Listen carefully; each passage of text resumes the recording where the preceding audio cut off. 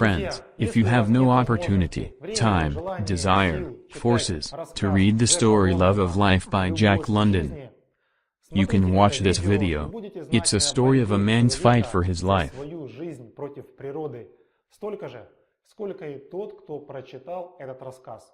The story was written in 1905 by Jack London. The events take place at the same period, in Canadian tundra. So, it was in the summer, at the end of July, the beginning of August. Two guys gold diggers went down to the river. Both was tired and had the heavy bags behind. They both had guns, but without ammunition. They moved across the river. The one who went behind twisted his leg. He called his mate Bill. But he didn't even turn around, and kept going further until he was out of sight. The guy stayed in the middle of the river himself. There was a desert area around. When he barely climbed the hill, behind which Bill disappeared, and didn't see him anymore. Then he went on his own. He needed to get to the cache, which contained ammunition, rod, flour and meat. He believed that Bill will wait for him there, and then they will go to the south together. The guy was hungry. The author doesn't tell his name. On his way he chewed some tasteless marsh berries. In the evening he built a fire, put the pot with the water on it. The guy had 67 matches. He divided them into 3 parts and distributed in different places of his clothes. Legs were erased till the blood and ankle was swollen up. He drank some boiled water and went to sleep. He woke up hungry in the morning. He saw a deer, but there was no ammunition in the gun. Therefore he had no chance. He stomped on. He was very hungry. The man saw the partridges and tried to get them with the stone, but nothing. The wildfowl was getting more, deers, foxes.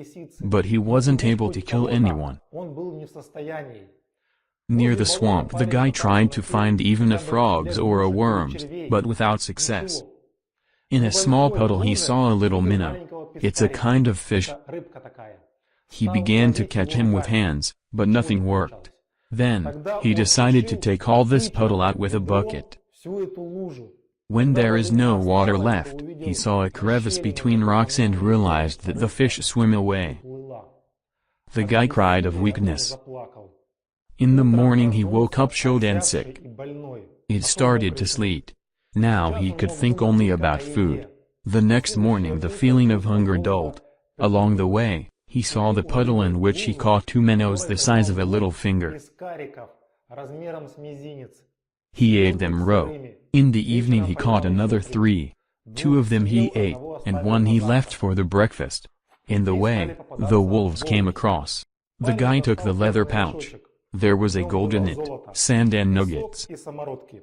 He divided gold into 2 parts. One of them he hid on a rock, the other took with himself. He went on. He was very weak because of the hunger, stumbled and fell down. Once, he fell into the partridge nest. There were 4 chicks no older than 1 day. He ate them alive. The chicks crunched on his teeth like eggshells. Partridge mother flew over it. He broke her wing with the stone and went after her. On the marsh he saw the footprints of the human. Most likely, Bill, he thought. But he decided to return to the footprints after he catches the partridge. In the pursuit the victory was for the bird. She was able to hold out till the nightfall, and then disappeared. He didn't find the Bill's footprints, and got rid of all the gold. It was too heavy. He left only bucket and gun. The brain began to mock on him. It constantly seemed to him that he had one patron. And from time to time he checked the gun, making sure in its absence. It was several times. Once he saw a horse before him, but then it turned out that it was not the horse, but the big brown bear. Bear began to roar. The guy began to roar at him from the fear too. The bear left him of harm's way. Soon he found the bones of fawn eaten by wolves. And he started to suck round these bones. One sunny morning the man saw a ship at the sea. He thought that was a hallucination, but it didn't disappear. He heard the wheezing and coughing behind him. It was a wolf, but the wolf was sick and hungry. The guy turned to the sea and realized that it was the Arctic Ocean, and the boat was harpoon ship. He lost the gun and knife. The cap too. Went to the ship. The sick wolf went after him. On the way he saw the human footprints.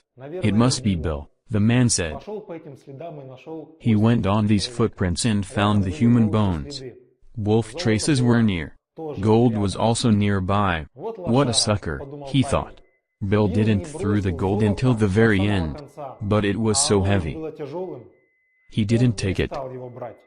By the end of the 5th day, it still remained far to the ship, about 11 kilometers, and he could move only on all fours. Every day he passed about 1.5 kilometers. Coughing and sneezing, the sick wolf was following him. The guy saw the wolf licking the blood that he left behind.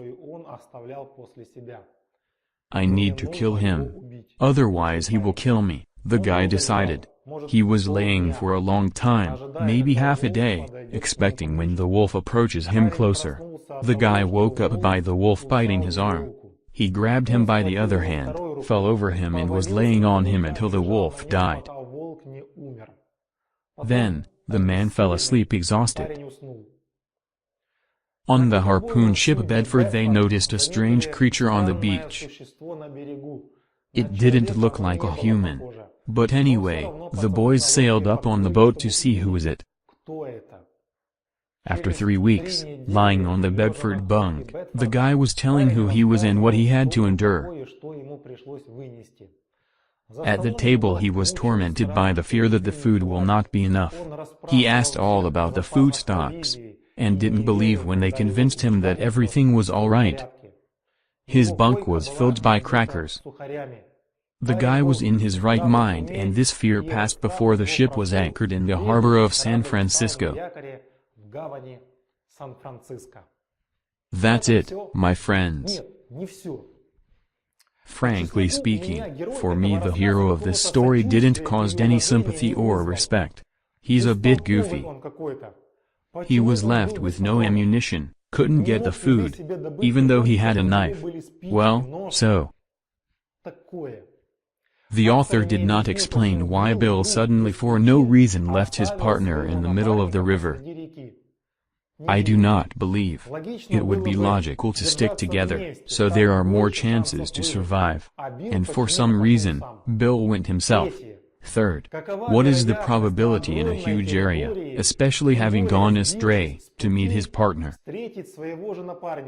And the hero meets his footprints twice.